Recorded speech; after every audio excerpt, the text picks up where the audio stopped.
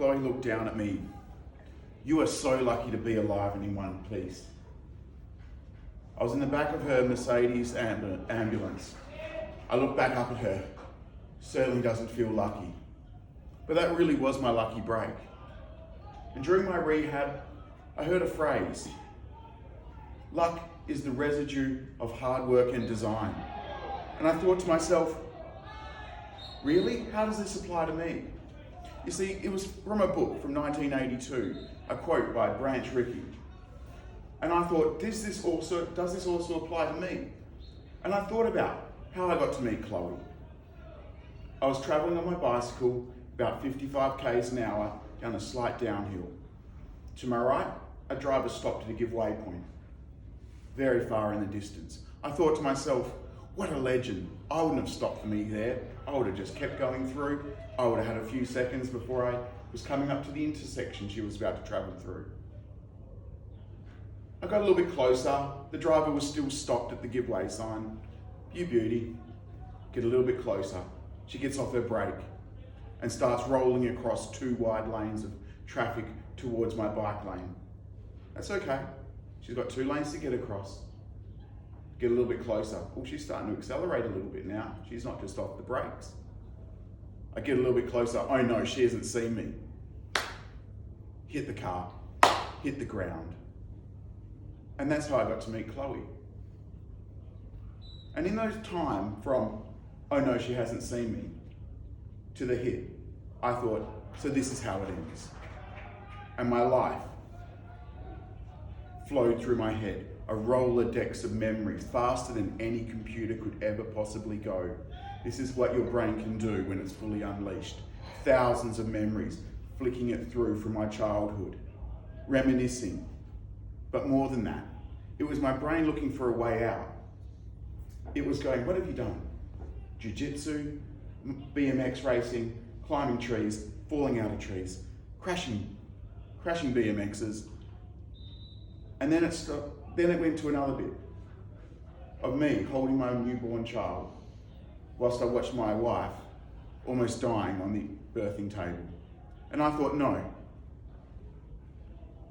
Even quicker, the Rolodex started flicking through again, looking for more memories. And then it stopped at one. I didn't even know I had this memory.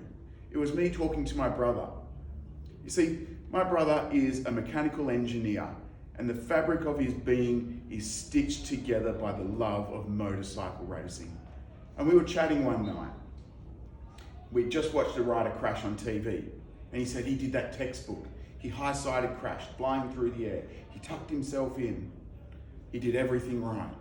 And I remember this conversation, and somewhere my brain tucked that away. You see, my brother didn't just race motorcycles, he was a motorcycle coach. He was instructed through his local club, but ultimately a lot of learnings comes down from the FIM, headquartered out of Switzerland. And the teaching, the hours of learning and instruction, stitched through his fabric. I managed to grab a little thread of that and hold on to it. That little bit of hard work I held on to. I said, I know what I need to do. And then I flicked back to jiu-jitsu training, being thrown on the floor by the larger kids, week in, week out, drill after drill. I know what to do here as well, even though my last jiu-jitsu lesson was 25 years ago. Some of that hard work and design still stuck around. So armed with these 2 pieces of information,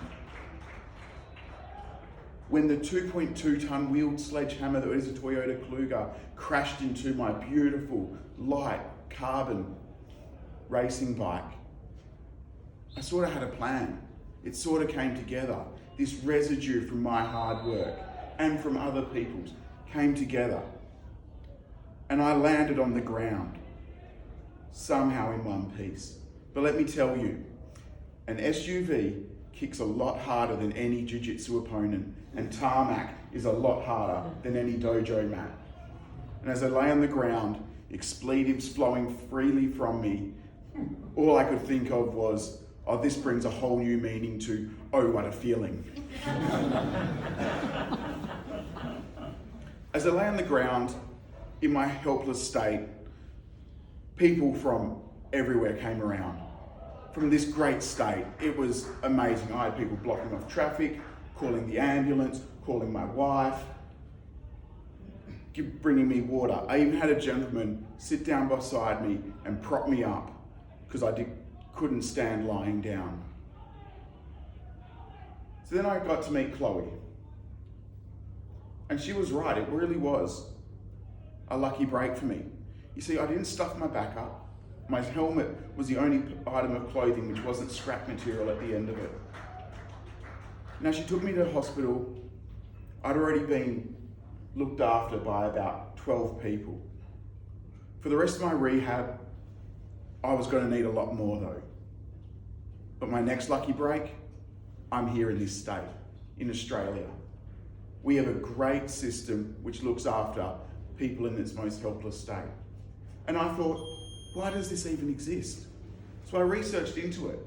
And Otto von Bismarck, in 1880, about the same time the car was developed, he went to the Reichstag and said, "Is it not the duty of the state to look after its most helpless citizens?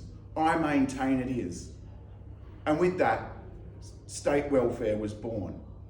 Welfare states were created, and like all great ideas, it flowed through from Germany 1880 to me, just like the Mercedes ambulance. It crossed generations, it crossed countries, and there I was, the recipient of this man's hard work and design, maintained by countless amounts of people throughout the years who did not let this system, this idea, this design fail. And when I realized that it wasn't luck, this is a design. This is what we're meant to do. We're meant to make things better. Look at the first car that Carl Benz made. It's nothing compared to like today. It's science fiction what we have now. 140 years later, what's our welfare state doing to help the most helpless people? It's grown, it's expanded, and it's such a beautiful thing to see. And in 140 years' time, where are we going to be? How are we going to be able to help people? Because I'll tell you what, I had my lucky break.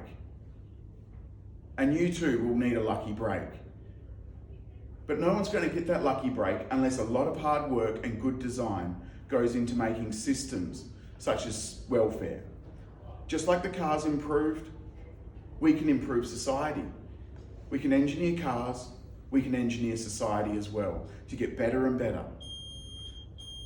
So as you go out into this week, please know that there is so many things that you can help the society with. Whether it be just talking to your family about things that's going to help them out, being a part of a club to help spread your story, working with a charity, working with a government, or making money to fund it all. Because everyone needs a good break, a lucky break. Thank you.